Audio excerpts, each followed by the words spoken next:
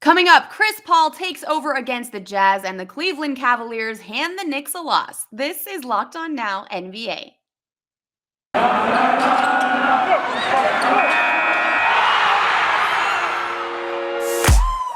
The biggest games, the best performances, expert analysis. You are Locked On Now. You are listening to Locked On Now NBA, local experts on the biggest stories on the hardwood. I'm your host, Kim Becker, and thanks so much for making Locked On Now your first listen every weekday. Our Locked On NBA hosts are here to help break down everything from Monday in basketball. Chris Paul took over against the Jazz in Phoenix last night, and both our Locked On Jazz and Suns host marvels at last night's best performance. The best performance. Hold up.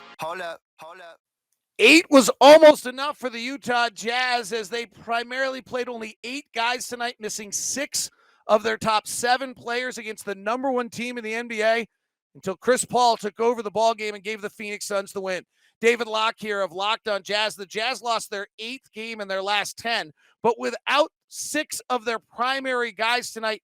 Trent Forrest had 17. Jordan Clarkson had 22. The Jazz trailed by 10 at the end of 1.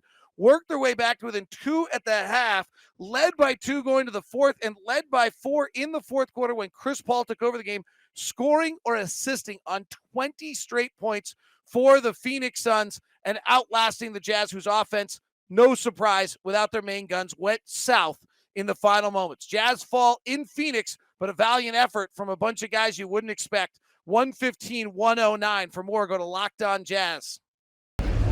Guess it doesn't matter if you play with your food, if you finish off the meal anyway. 115-109, Suns win. Brendan Clean from Locked On Suns coming to you right after the game from the bowels of the arena here at Footprint Center.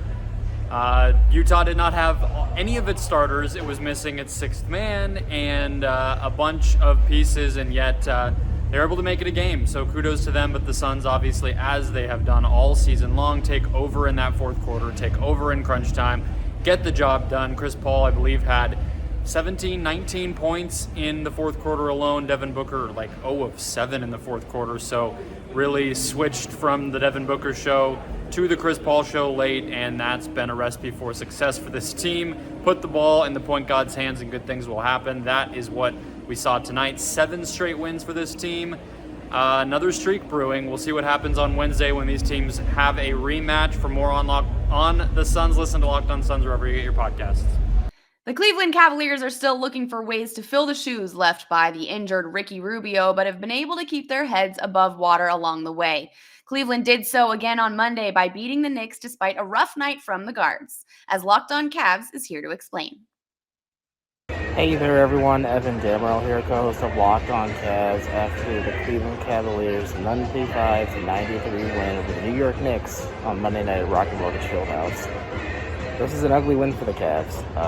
2 ugly wins in a row, actually, and I think it's good to know that the Cavs could win ugly, but it's becoming more and more clear that Rajon Rondo cannot alleviate what Ricky Rubio provided, and the Cavs desperately need to go out and find a secondary ball handler and shot creator to take some of those shots in the closing moments, because Rajon Rondo for 3 is definitely not it. Hear about this and more on tomorrow's Locked On Cavs for Locked On Podcast Network. The Knicks mounted a comeback after falling behind early to the Cavs, but again couldn't close things out in the 4th quarter. Locked On Knicks tries to decipher why New York can't seem to find the consistency later on.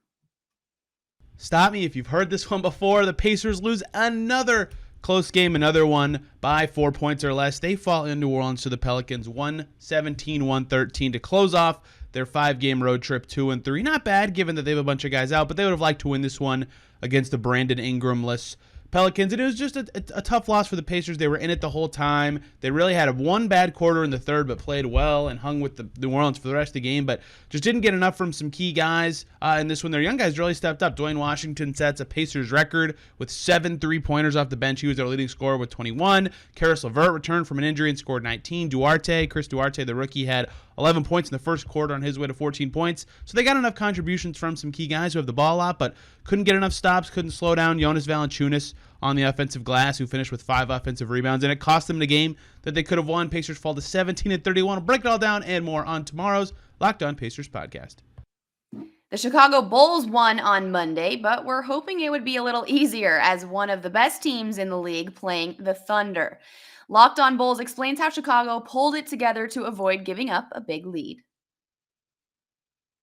Ooh, that was a little too close for comfort. What's up, Bulls Nation? Matt Peck here from Locked On Bulls with your post-game takeaway. The Bulls survive a scare in OKC tonight. 111-110 is the final, and that's after the Bulls built a 28-point lead at one point in the third quarter of this game.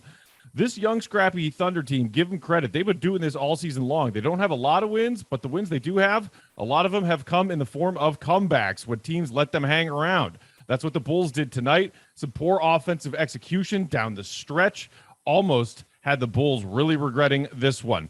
Credit to Ayo Dosunmu, the rookie, for a career-high night with 24 points before fouling out. Zach LaVine with a timely return added 23, 7, and 7 on a night when Billy Donovan opted to rest DeMar DeRozan on the second night of a back-to-back. And credit the Bulls' big man, Nikola Vucevic, for a strong bounce back after a horrendous night in Orlando last night. He had 26, 15, chipping in 4 dimes and a couple of blocks. He was big for the Bulls tonight, particularly in the fourth quarter. Strong response from him. For a full breakdown of this Bulls win over the OKC Thunder, check out our next episode of Locked On Bulls with me and my guy Big Dave. Wherever you get your podcasts, Locked On Bulls, your team every day. The New Orleans Pelicans didn't have their hottest scorer out on the court on Monday, but New Orleans still beat the Pacers at home. Our Locked On Pelicans host tells you who stepped up to get the big win. With no Brandon Ingram, it was next man up mentality as the Pelicans beat the Indiana Pacers. I'm Jake Madison, host of Locked On Pelicans and Locked On NBA. With Brandon Ingram out, it fell to others to lead the shorthanded Pelicans to victory. And look, they weren't just playing against the also shorthanded Indiana Pacers, they were also playing against their own terrible three-point shooting. The Pelicans were just 6 of 30 from deep in this one, with only 2 guys on the team made a 3 in this one, Devontae Graham and Josh Hart. But Graham finished with 25 points and was clutch down the stretch. Jonas Valanciunas used his size advantage en route to 16 points, 12 rebounds, and 6 assists. And Josh Hart scored 22 points while helping the Pelicans get key stops down the stretch. Even a guy like Garrett Temple stepped up with 14 points on the night. It was ugly, but a win is a win, and the Pelicans are looking towards the second night of a back-to-back as they take on the 76ers in a rescheduled COVID game Tuesday night with another back-to-back later in the week. So they're going to take this one, and they're going to move on. So for more on the Pelicans and where's Zion Williamson, I've got you covered over at the Locked On Pelicans podcast. Our Locked On Pacers host had to sit through yet another close loss, and at this point is just exhausted after so many going down to the wire. He has the recap from the Pacers side post-game.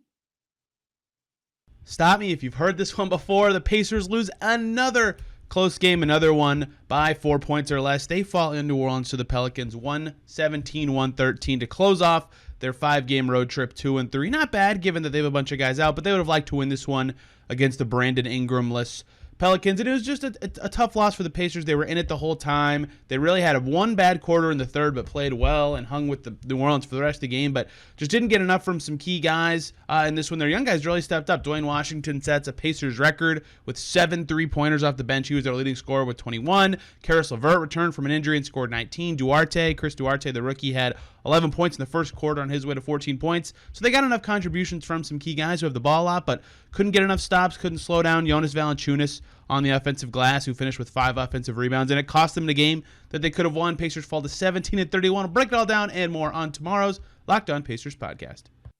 That's all for today's Locked On Now NBA. Thank you so much to our Locked On NBA hosts for keeping us up to date on everything that happened in basketball yesterday. And thank you for making Locked On Now your first listen every weekday. Now that you're done here, head on over to Locked On NBA or your team's local Locked On podcast.